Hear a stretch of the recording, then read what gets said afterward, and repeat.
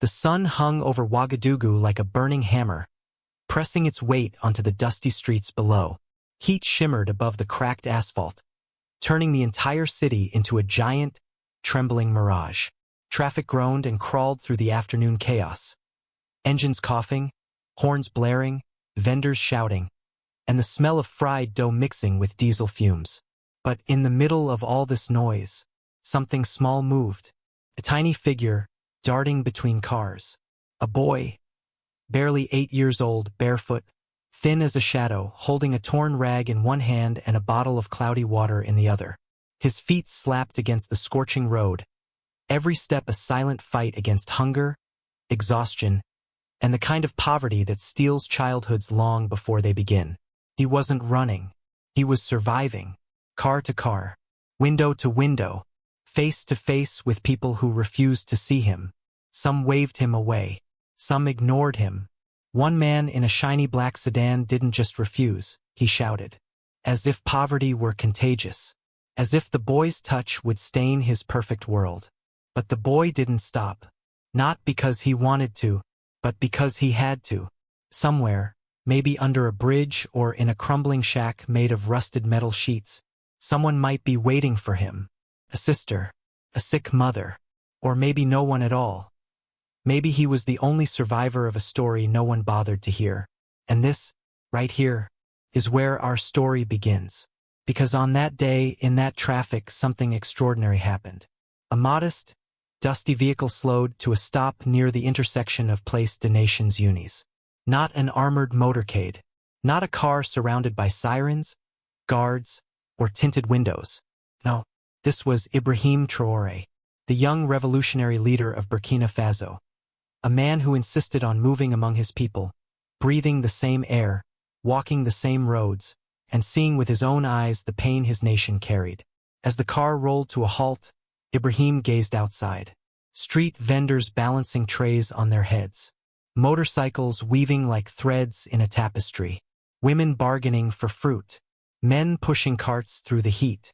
Ouagadougou, vibrant, wounded, alive. And then Ibrahim saw him. The boy, tiny, shaking, clothes faded to pale ghosts of color. His eyes, too big for his thin face, held a sadness no child should know, and a determination no adult could ignore. He tapped on Ibrahim's window, not with confidence, but with a trembling hope. "Please, sir, let me clean. I work hard. Very clean." Ibrahim's driver began to accelerate as the light changed. But Ibrahim didn't move. His gaze stayed locked on that child. Then he lifted his hand. "Stop the car." The command was soft but final. His security froze. This wasn't protocol. This wasn't safe. But they knew their captain. His heart always outranked the rules. Slowly, Ibrahim lowered the window. The world outside fell silent for a moment. The boy leaned in, unaware of who he was speaking to. To him, Ibrahim was just another stranger who could choose to care, or choose to ignore. Their eyes met, and in that instant, Ibrahim saw everything. The hunger, the fear, the exhaustion, the last flicker of hope struggling to stay alive in this child's soul. A flicker the world had stepped on again and again. Now the question was, what would Ibrahim do? Would he look away like the others?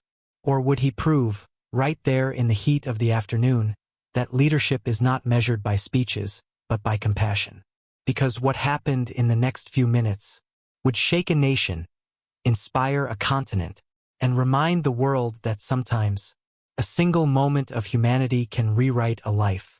Ibrahim's eyes traveled slowly over the small boy standing before him, and what he saw pierced deeper than any political briefing, deeper than any economic report ever could. Hands that should have been holding pencils were covered in scars and hardened calluses. Feet that should have been running in playgrounds were cracked, burned, and bruised from months of walking barefoot on boiling pavement. A childhood that should have been full of laughter had been swallowed whole by survival. And yet, when the boy looked up at Ibrahim, something flickered in his eyes. Not fear, not pity, not suspicion, recognition, as if for the first time in years, someone wasn't looking through him. Someone was looking at him. Someone was seeing him as a human being. Ibrahim leaned forward. "What's your name?" The boy blinked, confused. Adults didn't ask for his name. They either gave him coins or chased him away like a stray dog. "Eh? Amadou," he whispered. Ibrahim repeated it softly, as if storing it in his heart. "Amadou. How old are you?" "8, sir, maybe 9. I don't know." The boy shifted nervously. Why was this man asking questions? Why wasn't he shouting? Why wasn't he waving him away?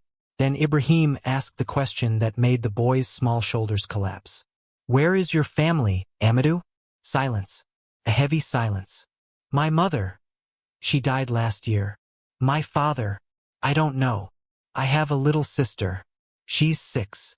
We sleep anywhere we can." Behind them, cars honked impatiently. Drivers leaned out their windows. The crowd was growing, and Ibrahim's security team was nearly panicking. "Captain, we need to move. This is not secure. Too exposed." "Please, sir." But Ibrahim didn't move. Not an inch. He held the child's gaze as if the world around them didn't exist. For a brief moment, the entire city of Ouagadougou became silent. Even the heat seemed to pause, because something was changing inside him, sharpening, crystallizing. Ibrahim had fought corruption. He had resisted foreign exploitation. He had stood against powerful interests. But this moment, this fragile child standing in traffic, this was the true test of leadership. Not speeches, not cameras, not international summits, but a hungry child begging for permission to work. Then Ibrahim did the unthinkable. He opened the car door. The security team panicked. "Captain, please, this is not safe." "Sir, stay inside the vehicle. People are recording."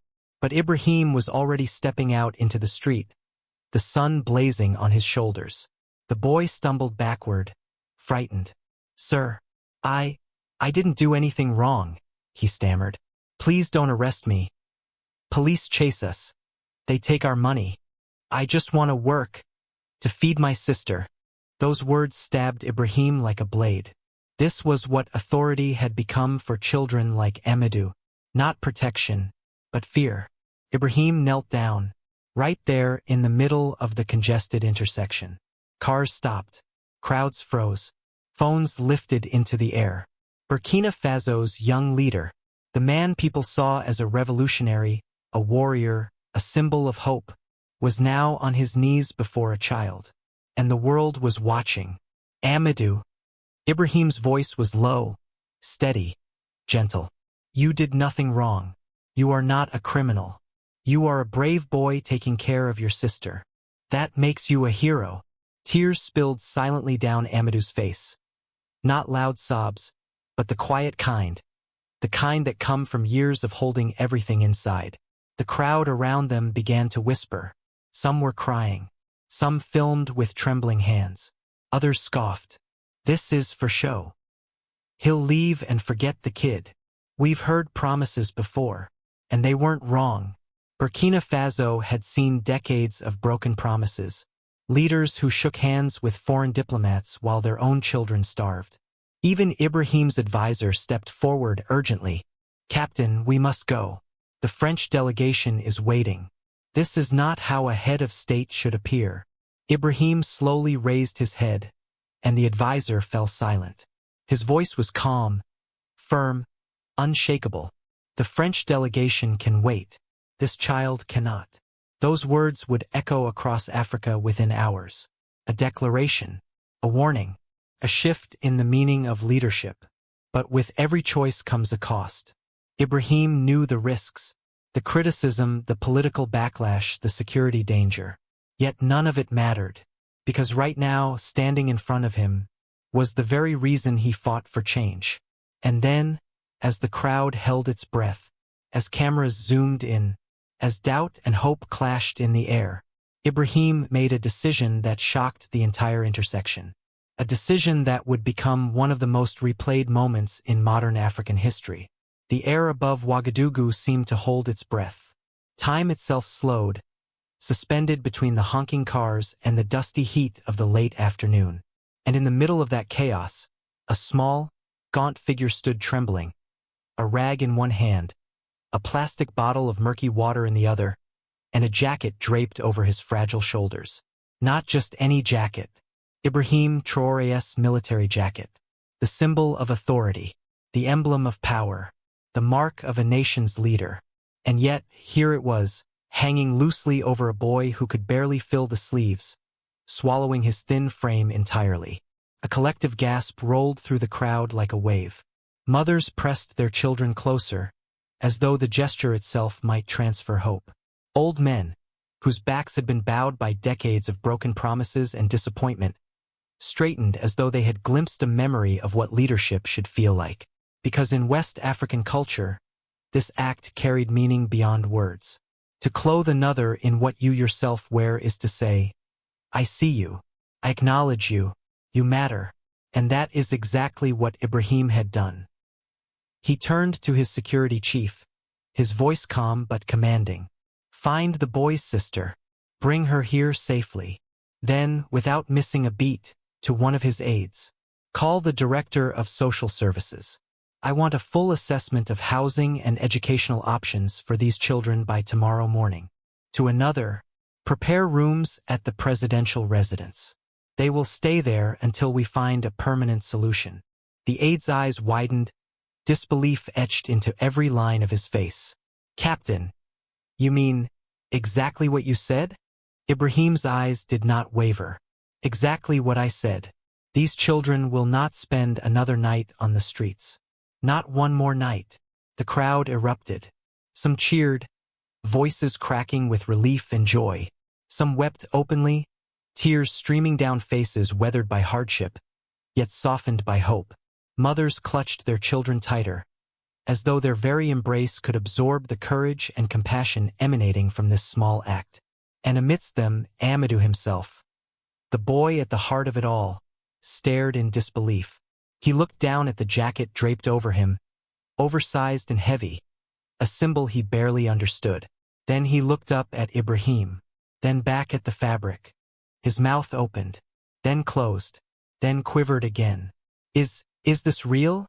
He whispered, barely audible over the distant horn of a frustrated driver. Ibrahim knelt again, bringing himself to eye level with the child. Yes, Amadou, he said, placing both hands gently on the boy's shoulders. This is real, and there is something very important I want you to understand. He held Amadou's gaze, unwavering. You are not trash to be swept away. You are not invisible. You are not a burden on society. You are a citizen of Burkina Faso, and that means you are my responsibility. That means you deserve safety, education, opportunity, and dignity. Tears streaked Amadou's dusty, dirty face, carving clean lines through the grime. But still, the boy's voice quivered as he asked the question that had probably haunted him every day of his short life. But why? Why do you care about me? The words struck Ibrahim in the chest, hard enough to make him take a breath he hadn't realized he was holding. Why indeed? Why should anyone care about a child like Amadou? A child invisible to most of the world? And that was the answer. Because this is what leadership is supposed to be. Not about titles. Not about power. Not about wealth. Not about international acclaim or medals. It is about this. Standing in the middle of a busy, scorching intersection, kneeling before a small child, and saying, You matter. This, Ibrahim gestured to the boy, to the crowd, to the streets of Ouagadougou around them, is what it means to lead, to serve, to protect, to lift up the vulnerable, because if we do not do that, then our leadership is meaningless. A journalist in the crowd, phone raised, asked the inevitable question, voice cutting through the moment like a knife. Captain Traoré, what do you say to critics who will call this a publicity stunt? Ibrahim rose slowly, keeping one hand on Amadou's shoulder. His voice carried over the silent crowd, steady, unwavering, each word deliberate. Judge me not by this single moment, he said. Judge me by what happens next. Judge me by whether Amadou and his sister are safe and cared for a month from now, a year from now, 10 years from now. Judge me by how many children we lift out of poverty. Judge me by whether we build a Burkina Faso where no child has to risk their life in traffic just to eat.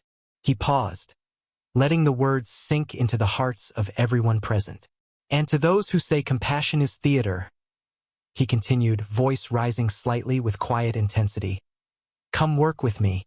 Help me build systems that make these moments unnecessary, because every child will already be protected. That is how you will know this is real. The applause that followed was unlike anything the intersection had ever heard. It wasn't polite. It wasn't hesitant. It was thunderous, full-bodied. A release of decades of despair, frustration, and disbelief. People embraced, some shouting, some laughing, some crying, all united by the magnitude of the moment.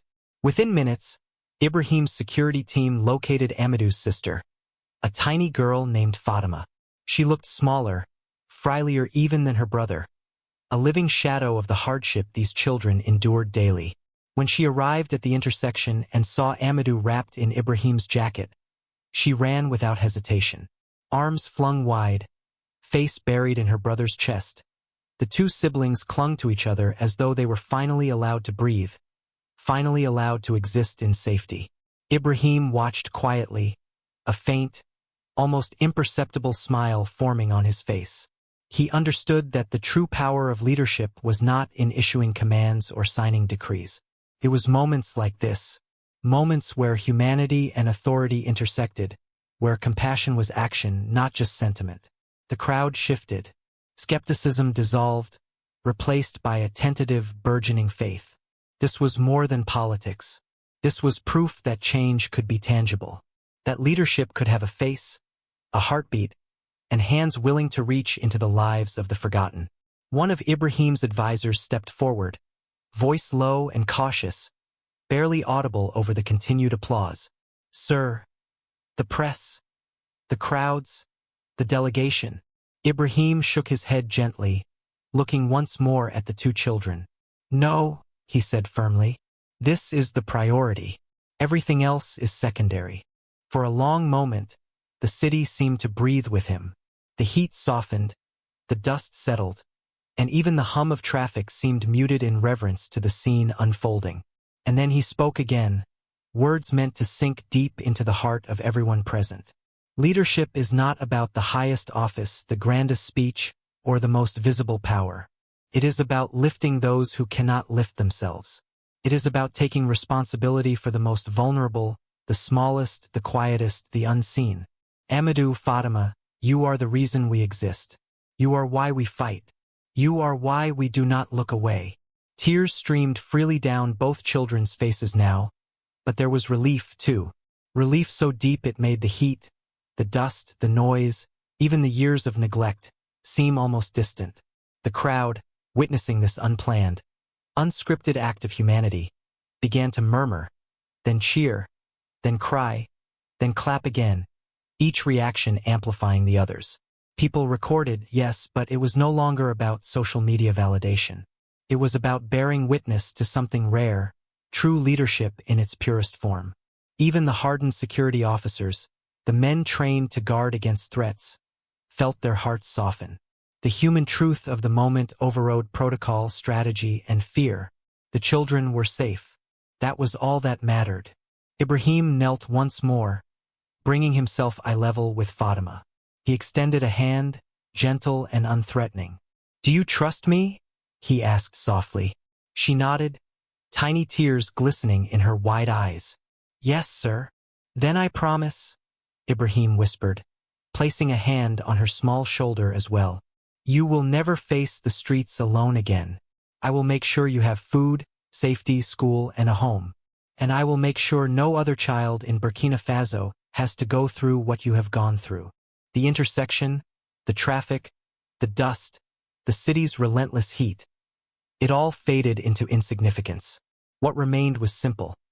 Compassion, courage, and the undeniable truth that leadership is measured not by words, but by action. Some in the crowd wept openly. Some held their hearts, shaken by the magnitude of what they had just witnessed. A journalist shouted again, Captain Traore, what do you say to critics who doubt the sincerity of this moment? Ibrahim looked directly into the lens, into the eyes of the nation, into history itself. Judge me not by this day, but by the years that follow. Judge me by the lives we save. Judge me by the hope we give. And if you want proof, come with me. See, work, help, be part of the system that ensures no child is forgotten. That is how you know this is real. And with that, the crowd erupted once more. Cheers, tears, embraces, laughter, sobs. A human symphony rising above the streets of Ouagadougou. In that moment, Ibrahim Traoré did not simply lead. He inspired. He humbled.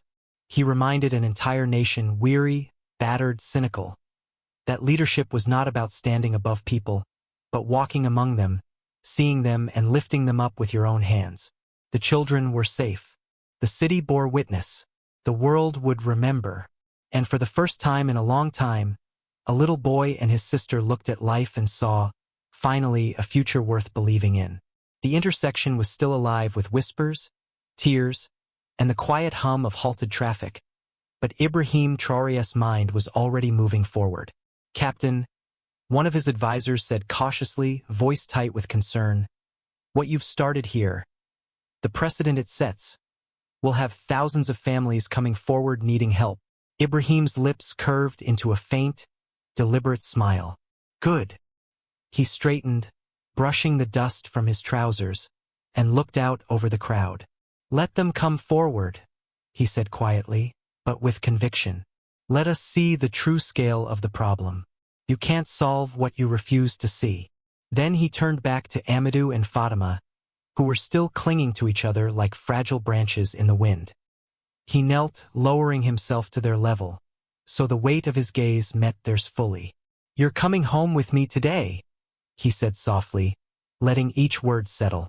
You'll have beds, food, safety, and tomorrow we start building a future. School, healthcare, everything you need. But I need you to make me a promise. Amadou, still swallowed by the oversized military jacket, nodded, eyes shining with new understanding. Anything, sir? He whispered. When you grow up, Ibrahim said, voice calm but heavy with meaning. When you become strong, when you become successful, remember this day. Remember what it felt like to be seen, to be helped, to be valued, and then do the same for someone else. That's how we change our country. That's how we change the world.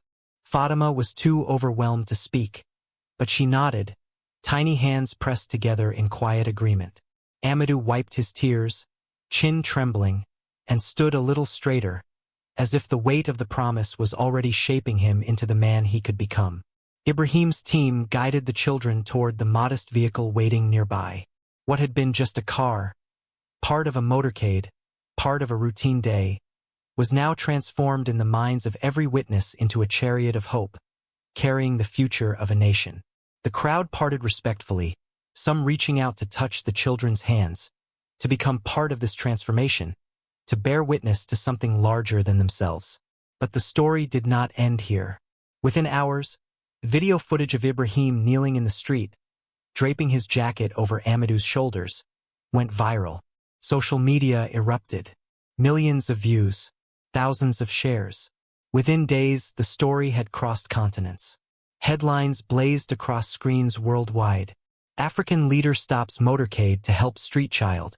Ibrahim Traoré shows the world what true leadership looks like. Burkina Faso's captain proves actions speak louder than words. But the headlines were only the beginning. Ibrahim did not allow this to be a single moment of spectacle. Amadou and Fatima were not just given temporary refuge. They were enrolled in one of Ouagadougou's best schools. A social worker was assigned to their case, providing support not only materially, but emotionally and psychologically. The trauma of street life does not vanish overnight. But Ibrahim ensured that every need was addressed, every scar tended, every fear met with compassion. And then he took the larger step. Using the global attention the incident had garnered, he launched a nationwide initiative, No Child Forgotten. The program was bold, comprehensive, and revolutionary. Its mission: identify every street child across Burkina Faso, and provide shelter, education, healthcare, and family reunification wherever possible. Within 6 months, over 2,000 children had been enrolled. New schools were built in underserved areas. Social workers were trained and deployed. A task force tackled the root causes of child poverty, from agricultural support for struggling families to microfinance programs for single mothers. Critics had predicted that the story of Amadou would fade, that the promises would evaporate like morning mist. But month after month, year after year, the program endured. Budgets for child welfare increased. Policies were reformed. The nation began to shift. And Amadou, the boy who once darted through traffic, rag in hand, became a symbol of what vision and care could do. He grew strong, healthy, and resilient. He excelled in school, discovering a passion for mathematics and science. Teachers marveled not just at his intellect, but at the fire in his eyes, a fire kindled by hope, recognition, and opportunity. Fatima blossomed too. The timid girl who had hidden under market stalls found her voice in music and art. She joined the school choir, painted images of hope and resilience that hung proudly across the capital, inspiring others who had long forgotten the taste of possibility. 3 years after that fateful day, Ibrahim visited their school for a progress report. The classroom fell silent as he entered. Amadou, now 11, stood tall, eyes clear, voice steady. "Captain," he began, "you asked me to remember the day you saw me. I remember it every day. But now I don't just remember it, I understand it. You taught me that power isn't about being above others. It's about lifting them up. You taught me that leadership isn't about taking, but about giving. And you taught me that one person who cares can change everything." The room was silent. Even Ibrahim leaned forward, moved by the maturity, the clarity, and the courage in the child's words. Amadou paused, taking a breath. "Because of you, I want to become a doctor," he said firmly, "so that when I see suffering, I can heal it, just like you healed my sister and me that day." There wasn't a dry eye in the room. Ibrahim, himself holding back tears, finally spoke. "Amadou, you've already become more than I ever hoped, not because of the title you aim for, but because you understand why you want it. That's the difference between education and transformation. You're not just learning, you are becoming a light for others." The story of Ibrahim and Amadou transcended the viral moment. It became a symbol. Across Africa, leaders, youth activists, and ordinary citizens looked to it as proof that one person's courage and compassion could ripple outward, changing lives and reshaping nations. People began to stop ignoring street children. They asked their names. They bought them meals. They connected them to services. Slowly, the invisible became visible. The unheard began to be heard. The forgotten were remembered. 5 years later, on Amadou's 13th birthday, Ibrahim presented him with a gift, the same military jacket that had been draped over his shoulders on that scorching day. But it was no longer just a jacket. Carefully cleaned, framed, and accompanied by a plaque, it bore this inscription: "This jacket once represented my authority. But on the day I gave it to you, you taught me what true power really is. The power to choose compassion over convenience, humanity over protocol, and love over indifference. Wear this reminder not of what I did for you, but of what you've taught all of us. The future of Burkina Faso is in your hands." The message was clear. Leadership is not measured by palaces or parliaments. It is measured by the courage to see those who are ignored, to act when others walk past, and to recognize the inherent value in every human being. Ibrahim Traoré had reminded a nation, and the world, that revolution is not only about changing governments or challenging foreign powers. Sometimes the most radical act is simply to stop, to see, to care, and to never, ever drive past. And that is why this story will never be forgotten. Not because a leader helped a child, that should be expected, but because in a world where such compassion had become rare, Ibrahim reminded us of what we lost and what we could regain. If this story moved you, remember, you don't need to be a captain or a president to change someone's life. All you need is the courage to stop, to see, and to care. So hit that subscribe button for more stories of courage, compassion, and leadership that transforms lives. Share this video with someone who needs to be reminded. One person can make a difference. One act of love can spark a revolution. And remember, as Ibrahim showed us all, never drive past.